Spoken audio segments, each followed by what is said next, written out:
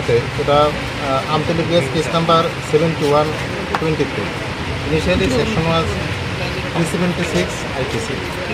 এই মামলাতে আজকে আয়ু একজনকে প্রডিউস করেছে আদালতে, যার নাম গৌতম শর্মা, এবং আয়ু একটা প্রেয়ার দিয়েছে ফর হেডিং সেকশন 376D এবং 328 আইপিসি।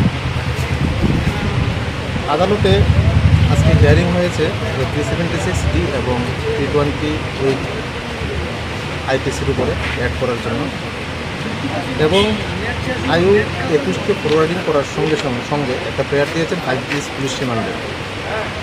5 days পুলিশ রিমান্ডের উপরে আদালতের সামনে আমরা আমাদের সওয়াল জবাব রেখেছি, এবং আদালত দুপক্ষেরই হিয়ারিং শুনেছেন, অর্ডার পাস করেছেন।